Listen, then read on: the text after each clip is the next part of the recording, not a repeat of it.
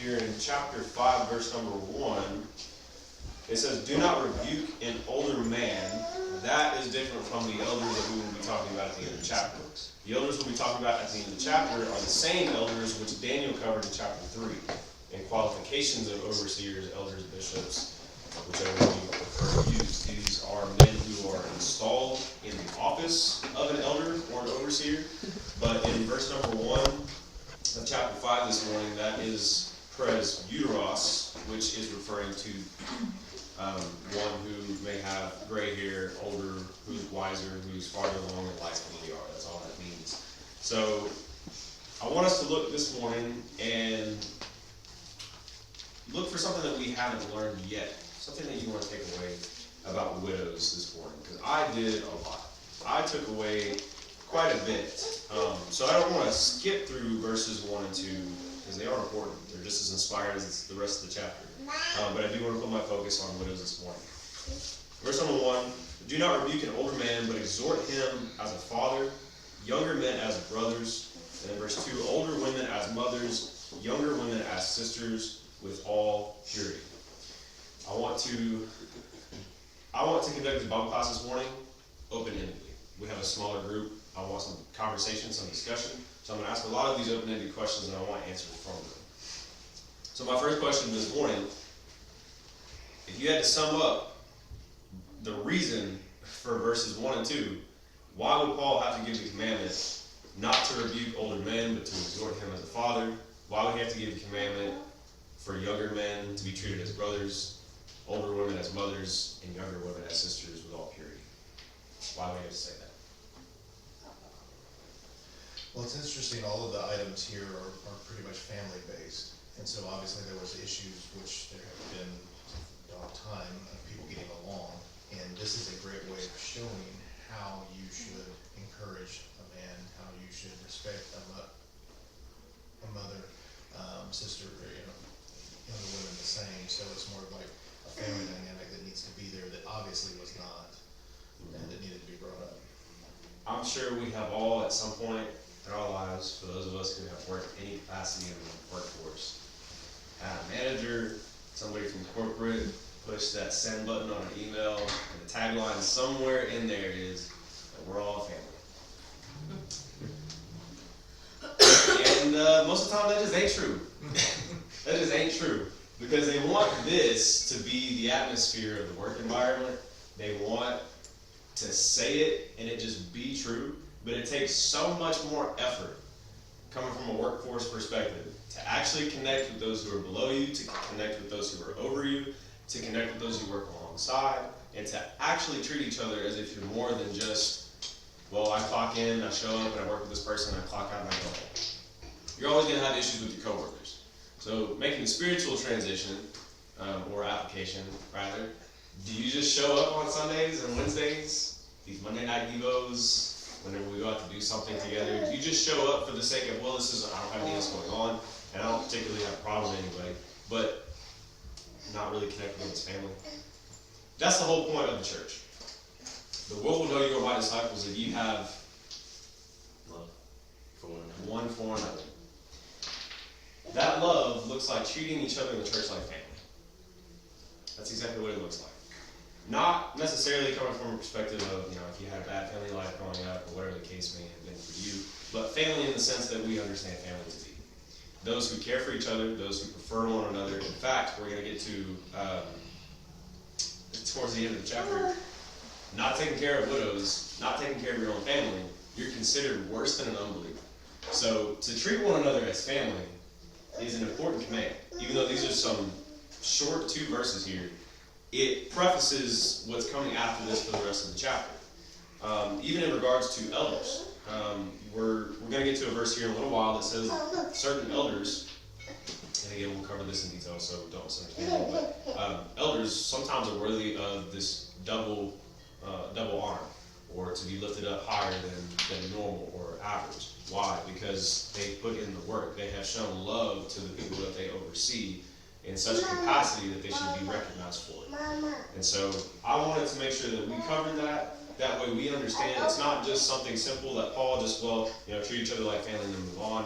to the more important topics, this is a very important topic. And the rest of this chapter stems from these two words, or these two verses. That word purity there, at the end of verse number 2, older women as mothers, younger women as sisters with all purity. I don't want to go into depth on that too much, but I think you understand the idea there is to treat each other as family, as sacred, with respect, not to have any other motives. Verse number 3, I want you to start over here. Suzanne, would you read verse number 3 for me, please? And then let's read one verse apiece through. Let's just go through verse 8. We'll do 3 through 8. We'll do all the way over to Jeremy and then Brock and Steven and back there to Sky. Keep going. Honor widows who are really widows.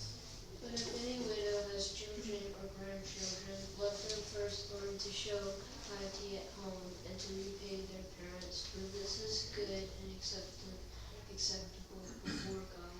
Now she who is really a widow and left alone trusts in God and continues in supplications and prayers night and day. But she who lives in pleasure is dead while she lives. And these things command that they may be blameless. But if anyone does not provide for his own, and especially for those of his household, he has denied the faith and is worse than an unbeliever. So your heading says, at least in my Bible, New King James, honor true widows. Does anybody have anything else for their subject? Really? Widows indeed, or honor those who are really widows. So my question is the obvious: are there fake widows? It's like, well, I'm not saying that somebody has faked their husband's death. I think it's talking about, like, as far as the congregation providing for that woman. Yeah. Yes. Children. I think verse 4 explains what's being talked about. Okay. And if there's other support network, if there's other, family. Yes. Because as we said in verse 8, as you read, if anyone does not provide for his own, and especially for those of his household, family, the familial bond, he has denied the faith and is worse than an unbeliever. Why? Because, in summary, if you are going to allow your family to be neglected because you don't want to take care of them, who do you burden who has to step up to take care of them? It's the church. Why is it such a heinous crime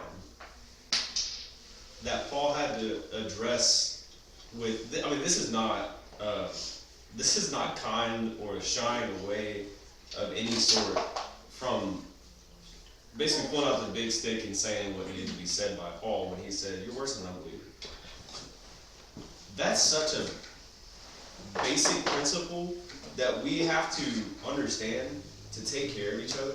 It's the whole basis of wanting to persuade people to come to Christianity. Why would they want to come to a religion or come to a belief system that doesn't even take care of their own? I wouldn't.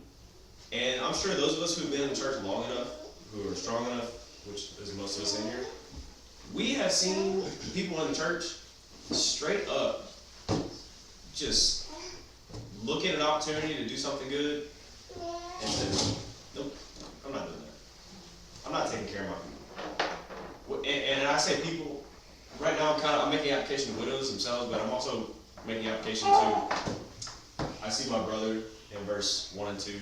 I see my sister. I see an older man, an older woman who needs my help, that I am capable of helping, but just unwilling to. And Jesus had a lot to say about that.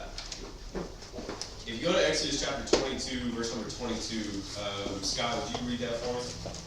Exodus 22, verse number 22. Mike, if you'll grab Deuteronomy 24 and verse 17 and hold on to that.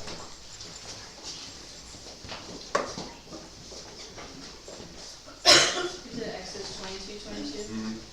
Please. You shall not afflict any widow or fatherless child. Oh, Mike.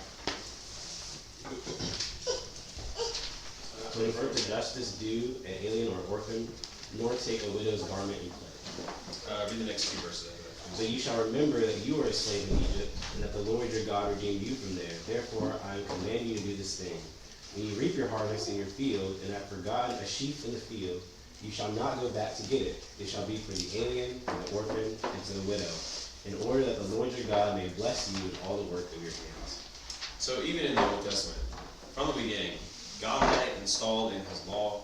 You're supposed to take care of these people who are destitute, who are without, who are desolate, who don't have a leg to stand on for their own well-being. Those of us who have the ability to help in some capacity, be that financial help, be that emotional support, be that, you know what, I don't have anything to offer except my body, I'm young, or whatever the case is, I'm gonna go help mow yard, I'm gonna go do work around this older lady's house, or this older man's house, whatever it is, fill in the blank with what you want. We have some capacity to help, each and every single one of us. Every single one of us. And I wanna let that sink in because it's often heard, I have often heard people say, I don't have anything to offer. Well, I'm not the preacher, I'm not an elder. I'm not this, I'm not that. I haven't heard that here, but I've heard that other places and with other people and other conversations. And that's sad when you have a Christian who has been saved, who has been plucked from condemnation, for them to sit back and somewhere along the line, someone convinced them, or they allowed themselves to be convinced, well, I'm now a valuable child of God and I have nothing to offer the world around me. I have nothing to offer my church. I have nothing to offer my congregation. That's a sad mentality to have. It's also an empty mentality, and it's the wrong mentality. That's why Paul is addressing that here. We can treat each other well. I'd like to point out again in verses 1 and 2, I'm just going to read it again because it's so short. Do not rebuke an older man, but exhort him as a father, younger men as brothers, older women as mothers, younger women as sisters, with all purity. It says exhort them, build them up. Does that require my money all the time? No. Does that require my car all the time? No. Sometimes that's just, hey, I see what's going on. Let me help in this small way, or how can I help?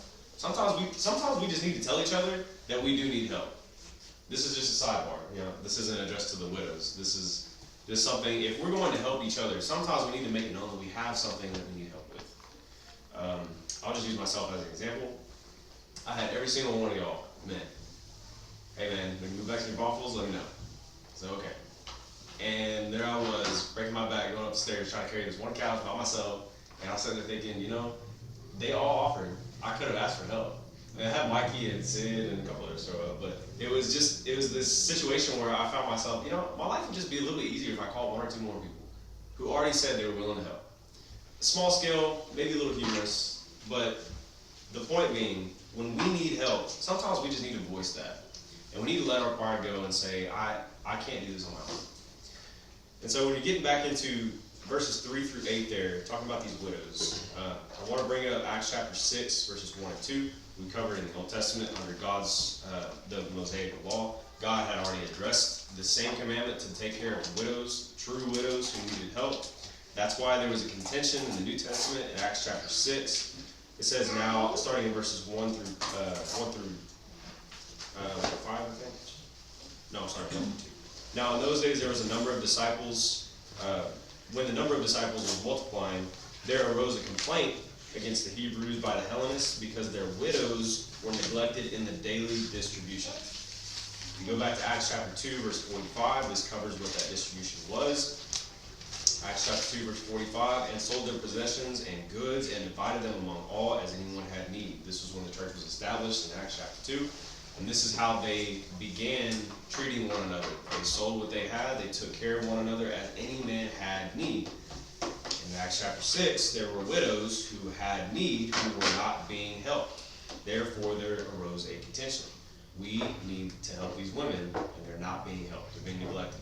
And so, Stephen would go on to help be a part of the men who were selected to oversee a different work, or to see that work and then some. They would take care of those women. Those widows would be sufficed. Scripture would no longer have anything to say about it because they did the job and they fulfilled it. This is how we need to treat our widows. Getting back into 3 through 8, if you look at verse number 5, it says, now she who is really a widow and left alone trusts in God and continues in supplications and prayers night and day. So, another open-ended question.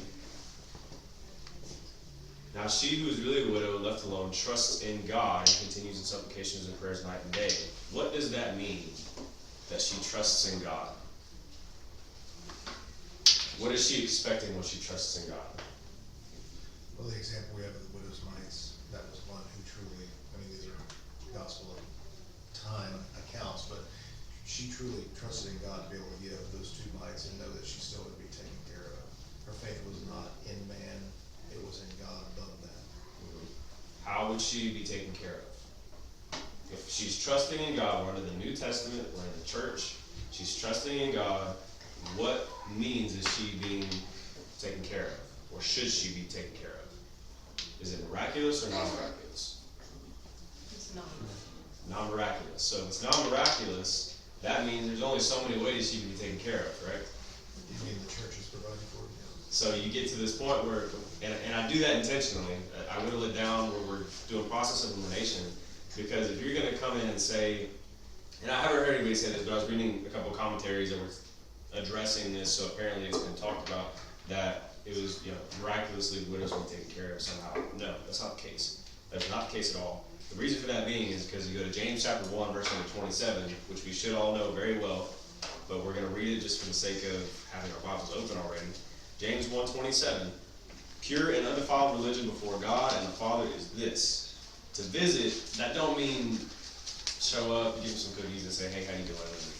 Visit means to tend to take care of, to be over, to visit orphans and widows in their trouble, and to keep oneself unspotted from the world. This is pure and undefiled religion. Back to chapter 5, verses 1 and 2. How are people ever going to be persuaded to be Christians if they don't see us taking care of our own? The world does that. In fact, we're actually going to get to this here in just a second, where the world, by nature, does the things that are in the law without having the law. Paul would say that in Romans.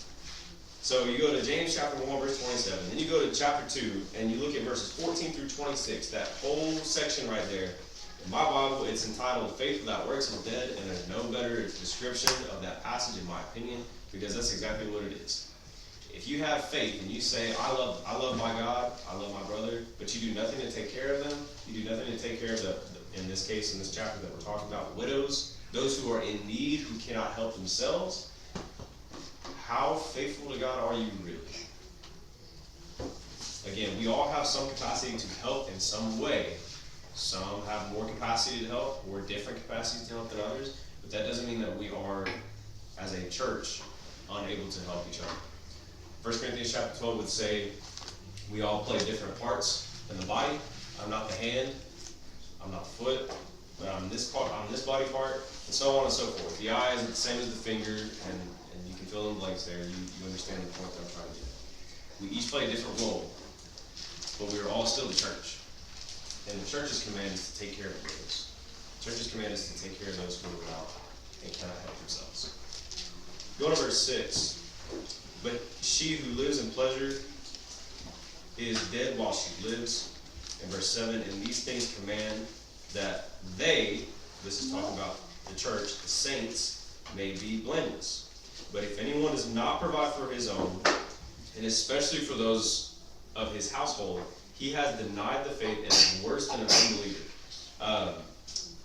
Where are we at? Logan, grab Romans 2:13 through 15. And Emma, if you'll grab Galatians chapter 6, verses 9 and 10. Romans 2 what? 13 through 15. Okay. You want me to go ahead and read it? Yeah, Okay. please. For not the hearers of the law are just in the sight of God, but the doers of the law will be justified. For when Gentiles who do not have the law by nature do the things in the law, these, although not having the law, are a law to themselves, who show the work of the law written in their hearts, their conscience also bearing witness, and between themselves their thoughts, accusing or else excusing them. Okay, so this is just what we had mentioned a moment ago. People who, let me put it this way. There are people in this world, I would say the majority of people, who are not Christians, who understand it's a basic rule in their life. I'm taking care of my own. I'm taking care of people who need to be taken care of. That's all I wanted to point out. And we'll read yours, please. Galatians 6, 9 and 10. And let us not grow weary while doing good, for in due season we shall reap if we do not lose heart. Therefore, as we have opportunity, let us do good to all, especially to those who are in the household of faith. It's one thing to take care of your own who are not believers. It's also another thing to take care of your own who are believers. I want to point that out to you. It says to do good in all, especially those of the household of faith. Then you get to Matthew chapter 25. That's that long section there, this discourse between Jesus and his disciples. I believe it's verses 30 through about 45, maybe somewhere there, 31 to 46, where Jesus would say, "You fed me, you clothed me," so on and so forth. And then they would say, "When did we see you naked and destitute? When did we see you hungry? When did we see you thirsty?" And he would say, "As much as you've done to one of these, you've done to me." The way that we treat one another who are in need, and again, we are talking about widows specifically in this chapter, but the broad spectrum of those who are in need, the way that we treat those who are in need, who, as you had addressed, cannot repay us, who can't give back to us, says a lot about the way that we view Christ too. Christ did the same thing for us. I think you had touched on it too. Christ did something for us that we could never pay him back for. Ever. There's no amount of work we could ever do. And that's why Paul would say, I'm a debtor. When I've done all that's been commanded me to do and then some, I'm still a debtor. Because I can't pay this debt back. And I'm not saying that we need to hold this over anybody's head when we take care of it. Well, you can't pay it back, but you need to spend the rest of your life trying to. That's not what I'm saying. What I am saying, though, is we need to have this mentality that this person doesn't need to pay me back. I'm doing this because Christ did the same thing for me. And that's why it's important that we have this understanding, because it's a basic element of Christianity. Getting into verse number 9, I don't remember where we were. We were back there with the halls.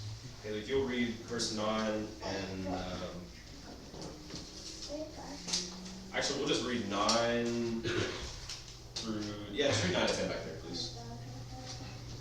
Let a widow be enrolled if she is not less than 60 years of age, having been the wife of one husband, and having a reputation for good works. If she has brought up children, has shown hospitality, has washed the feet of the saints, has cared for the afflicted, and has devoted herself to do every good work. So, thank you, Bella.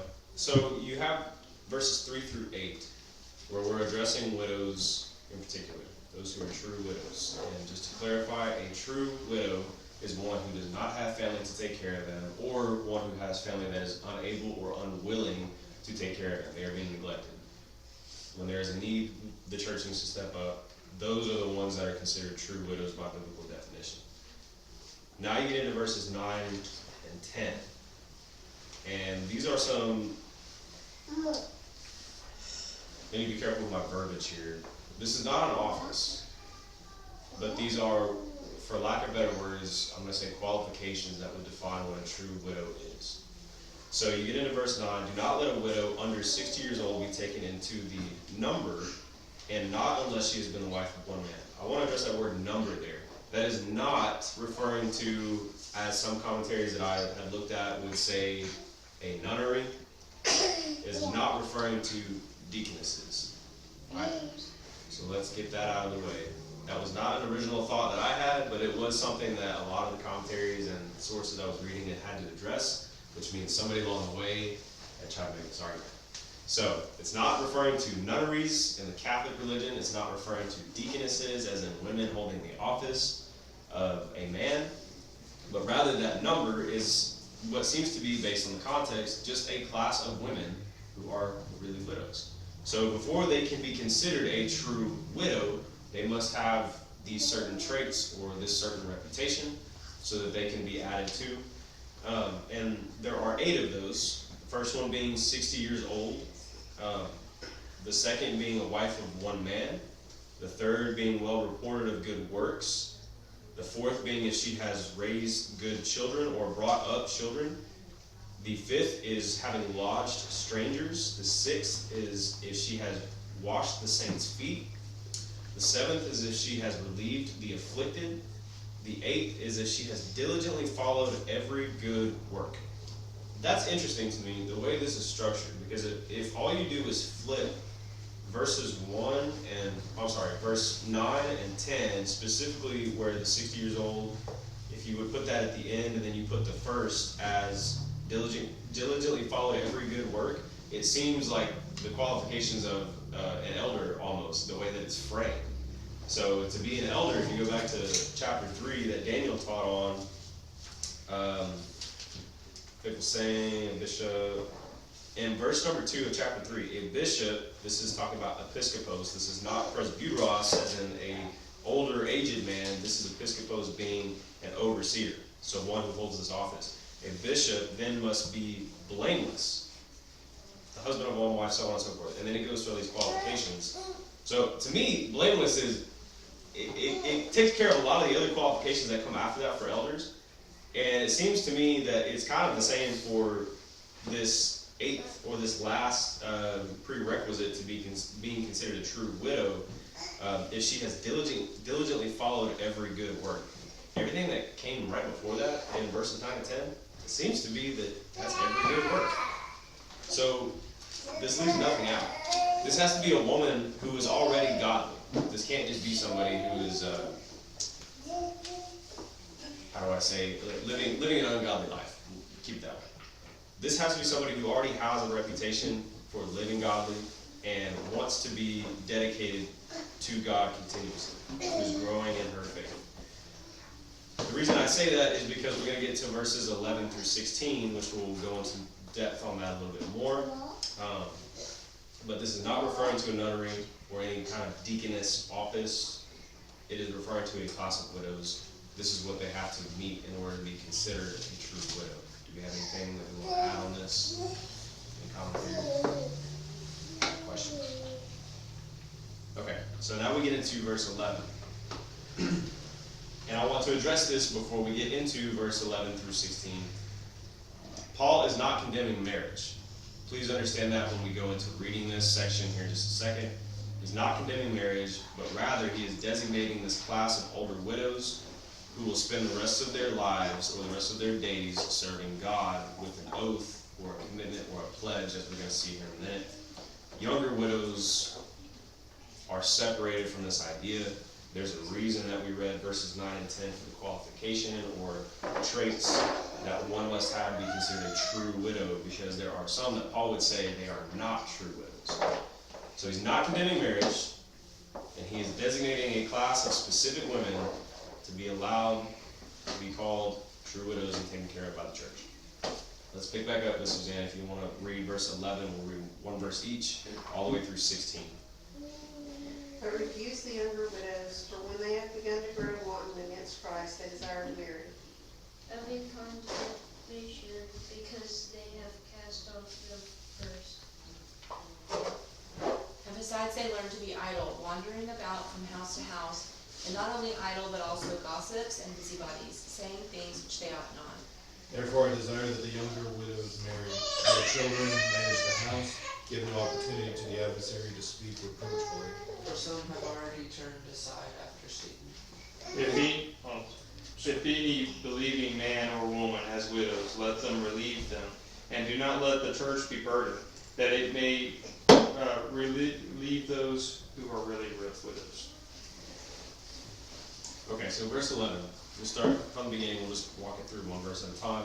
But refuse the younger widows. So this word "but" is obviously a separation from verses 9 and 10. But refuse the younger widows.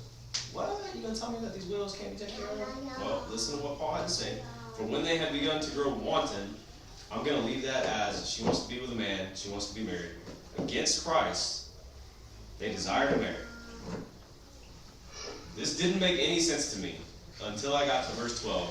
Actually, I had to read the rest of the chapter, or really through verse 16. I had to go back and reread it and reread it and reread it, and then I had to break words down. So it doesn't make sense, verse 11, until you get to verse 12. Having condemnation, that's a big word, because they have cast off their first faith. Okay, so what are you saying? The first thing that comes to my mind is, I go to Revelation when I hear that word, cast off their first faith, their first love. Christ would say, somebody remind me, was it the church of Sardis or Ephesus? Was it Ephesus? They cast off their first love, or they left their first love. And that was the first thing that came to my mind. So I'm thinking, okay, well, in that context, their first love was Christ. So if their first love was Christ, does that mean that these widows have left Christianity, that they've left Christ? No. If you do a little bit deeper digging, that idea of that first faith, I brought this up before, but that's that word pistis, belief or unwavering conviction. That word can also be translated as pledge. So if you replace that word faith with pledge, having condemnation because they have cast off their first pledge, now this gives us the idea that they have made a promise or an oath of some sort to do something. They have a commitment that they've decided, I'm going to take this on. And in the context, it may have said, or it is saying, it seems, they've left whatever commitment or pledge they put forth. Go ahead. It sounds kind of like to me that this is going back to verses 9 and 10 where the qualifications, so to speak, of a true widow are that she needs to be busy doing these things. If the church is taking her under their care and their support, then her role is to do these good works, lodge strangers, wash saints' feet, relieve the afflicted, following every good work. And I mean, we can see that in congregations today of older ladies who have taken it, have lost their husbands, and they stay busy. Yes. They stay busy caring for each other, caring for the work of the Lord. And I think that may be what he's talking about later when it's saying that if they're younger and they're desiring to be married, that's what they're not wanting to do anymore, the works of the widows. Correct. Thank you, because that's what we're getting to. And you already covered it, so I don't need to cover it. That's exactly what he's trying to say, and that's what that pledge is. That those older ladies, there's a reason that the younger women were not supposed to be considered these true widows, because they're still of age to bear children, to desire marriage. That's what they're going to end up leaning towards in the eyes of Paul, and Paul's inspired. So God knows what he's talking about, versus the older women who are, I guess for the sake of argument, not able to bear children anymore, or they're of age, or they're past the age of doing that. So that now their life should be, I'm going to work for the Lord for the rest of my days. This pledge that they're talking about, or that Paul's talking about, it would be wrong for a younger widow who's able to bear children, who's going to end up desiring marriage, or as we said in verse 11, who's wanton against Christ. She wants to be with a man versus being dedicated to widowship, if you will, as a worker in the Lord. It's wrong for her to take that pledge on, to say, this is now going to be my life. I'm taking on the support of the church, and I'm going to be spending the rest of my days working and taking care of other people, only for her to go, you know what, how do I get married? Because you've taken this pledge now, you've taken on this commitment, this first faith, or pistis, this promise. So I appreciate that, because that's exactly what he's trying to get at. If you go to 1 Corinthians chapter 7, verse 32, I'll just read that real quick. This kind of gives just another tagline to it. 1 Corinthians chapter 7, verse 32. I think we all know 1 Corinthians 7, Paul is addressing marriage. This is kind of the go-to chapter for that. But he says in verse number 32, but I want you to do without care. He who is unmarried cares for the things of the Lord, how he may please the Lord. Verse 33, but he who is married cares about the things of the world, how he may please his wife. There is a difference in verse 34 between a wife and a virgin. The unmarried woman cares for the things of the Lord, that she may be holy, both in body and in spirit. But she who is married cares about the things of the world, how she may please her husband. Is Paul again condemning marriage? No, he's not. He's making a distinction between true widows and those who are still of age to want or to desire marriage to the point where they're going to leave this pledge if they take it. He's trying to prevent a circumstance where someone's going to have to be rebuked or cause problems in the church. Verse 15, Aaron pointed out, for some have already turned aside after Satan. This is referring to this fault, or this turning aside to Satan, is referring to them leaving this pledge based on verses 9 and 10, qualifications of being a true widow. Verse 16, if any believing man or woman has widows, let them relieve them and do not let the church be burdened, that it may relieve those who are really widows. This is a summary statement in verse 16, in my opinion, of everything that he's just said. He didn't specify how to relieve them, but the command is still there again in summarization. Take care of true widows. Don't let, I say false widows like false teachers, but don't let those who are younger, who are still going to want to get married, take on this pledge, because they're going to cause more problems. Now we get into a different section of the chapter as we close, but I want to make sure that we don't have anybody left out on anything they want to add or questions that they have.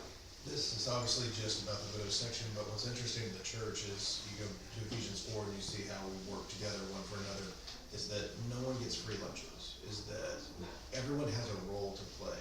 Even when I'm older, I've lost my husband, my children, maybe it was a situation with children where I don't know, but they didn't stop. Because if you go back and look at, as you call the qualifications of that, it doesn't mean, well, she did all of that and now she's just living the easy life. Is that she's given to that. Same thing with the elder qualification in 3, is that he's not just meeting them, he is living within them and growing within them.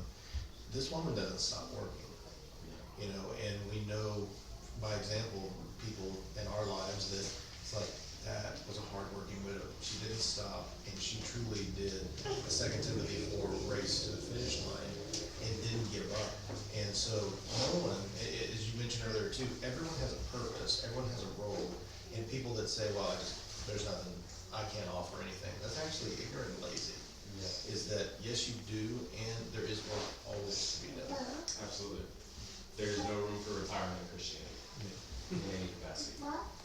Well, to add with that, I thought it was interesting in the middle of this, in the middle of a passage talking about taking care of widows, you have verse 6. It says, but she who lives in pleasure is dead while she lives. So it's not that point. Nobody's going to have a life of pleasure, and even so, that's not what it's for. It's to take care of somebody who truly can't take care of themselves. Mm-hmm. We're not supported to live in luxury. Kick your feet back. Verse 17. I don't remember where we are. If we pick up at 17, we'll go Daniel in the sky. 17, let's read through 22. Let the elders who rule well be considered worthy of double honor, especially those who labor in preaching and teaching.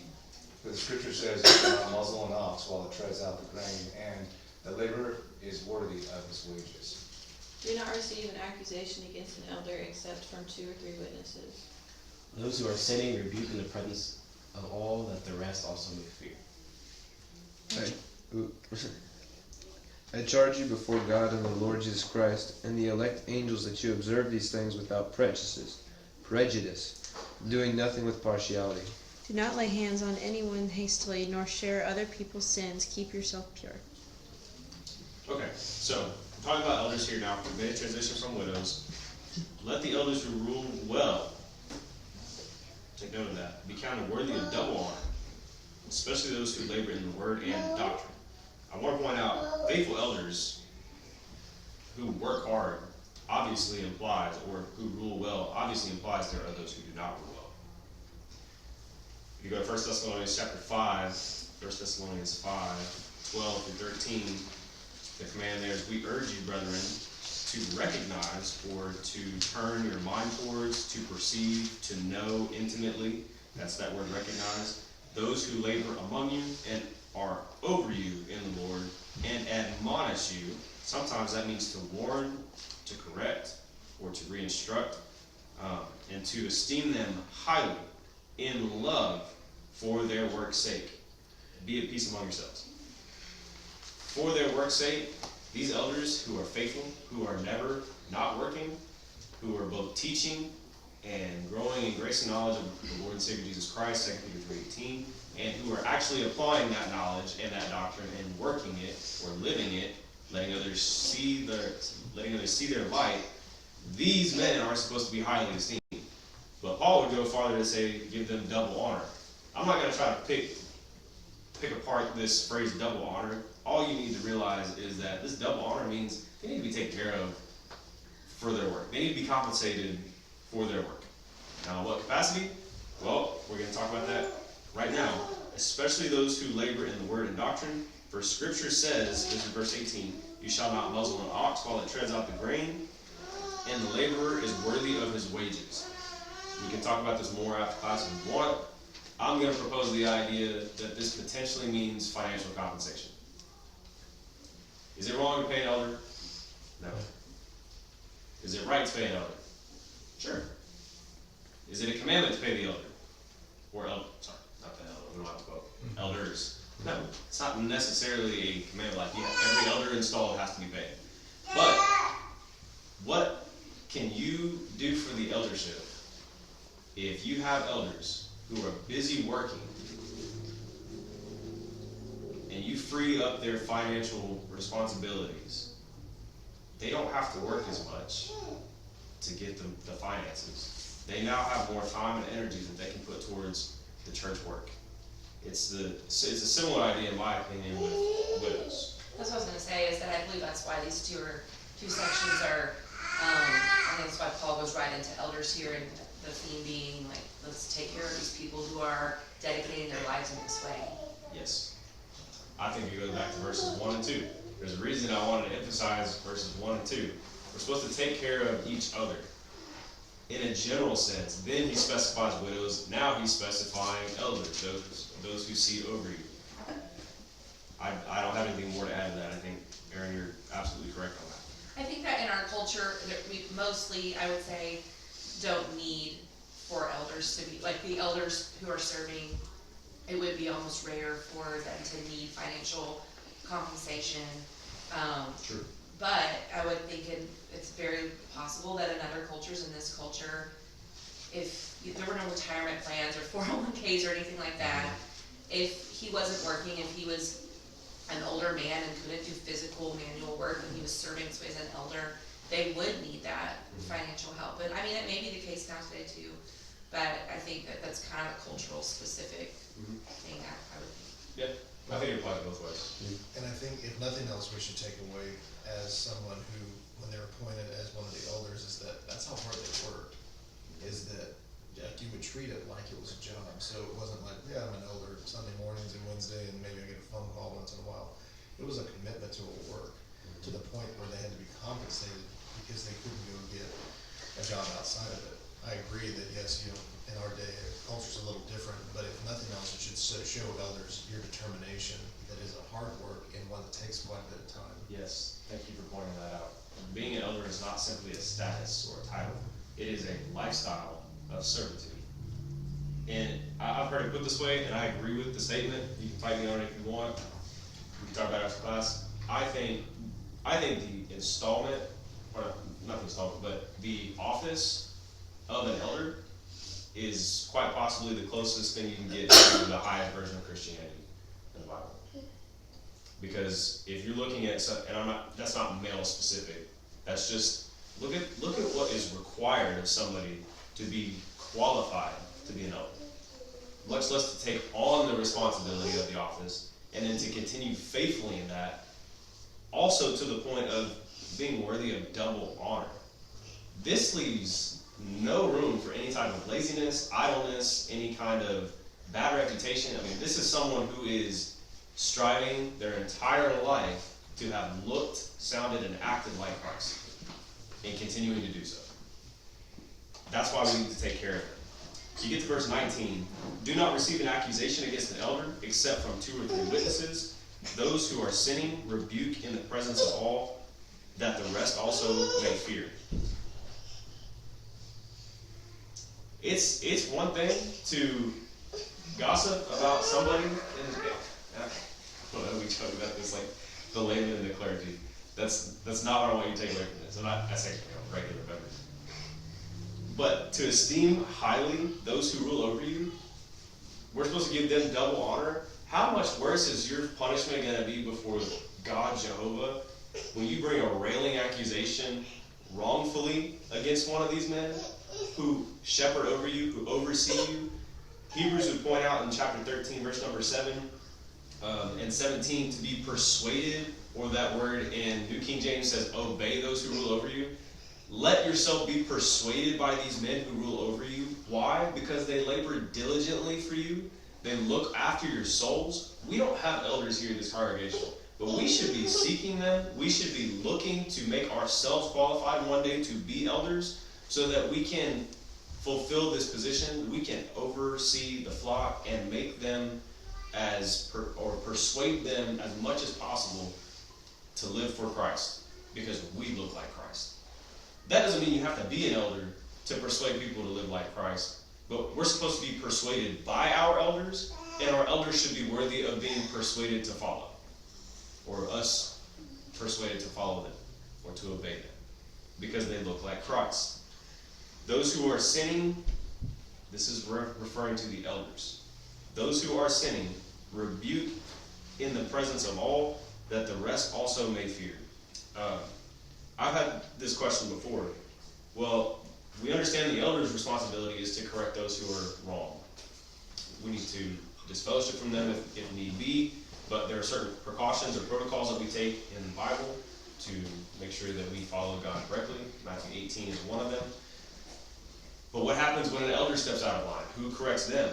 Well, this is Paul writing to Timothy, the preacher. Those who are sinning rebuke in the presence of all, that the rest also may fear. If you go to 2 Timothy chapter 4, verses 1 through 5, specifically verse number 2, the commandment given to Timothy is to preach the word in and out of season, to convince, rebuke, exhort with all long suffering. The commandment here is on members. And if you go to 2 Timothy 4, specifically, the preacher right there, Timothy. But that's how we help keep each other in line. If you follow protocols correctly in Matthew 18, this shouldn't be a problem. But if it is a problem and they are sinning openly, elders need to be rebuked and corrected openly. Now, the way that we do this is not with hatred. The way that we do this should be with love.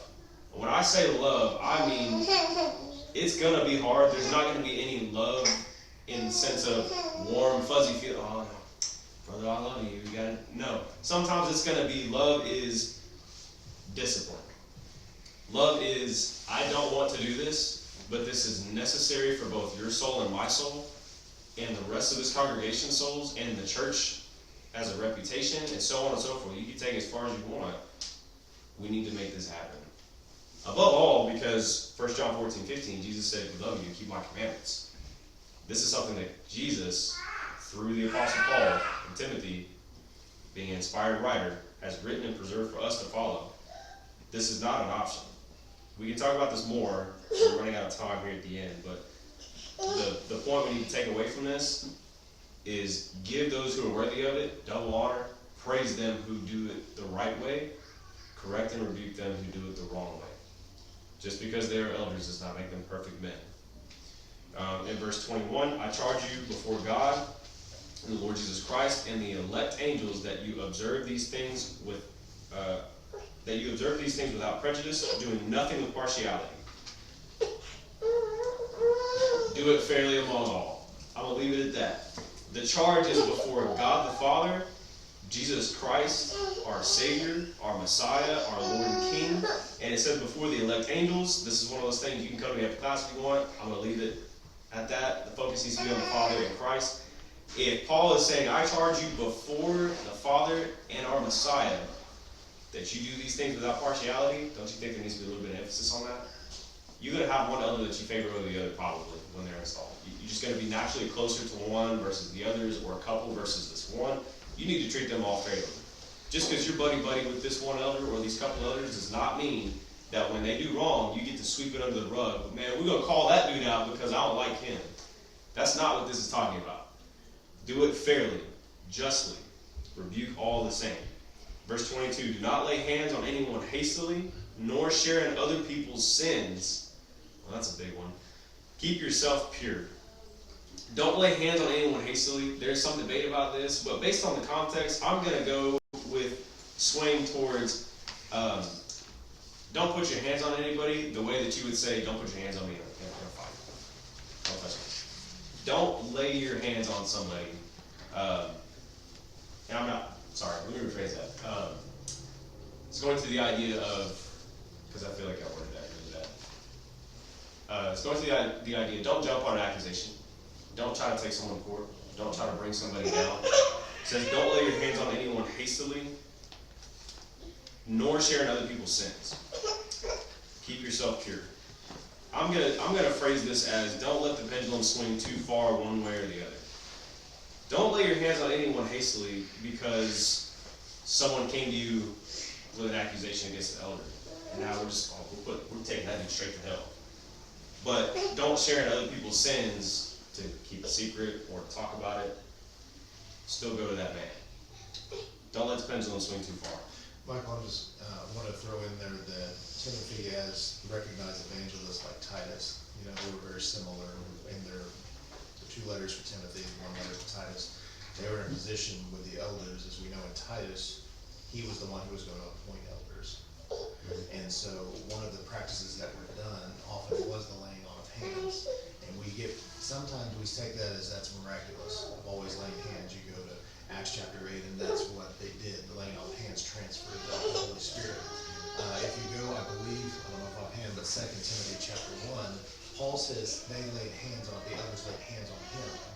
And so in that, that's often a sign of just a choice being made, of an approval, of a blessing, of things such as this. And given that Timothy's the evangelist recognized in Ephesus at this time, and in the context of the elders, I think it's laying more like, oh, he'd be a good elder, without really putting your thought to it, going over the qualifications, thinking who is going to be the best in there.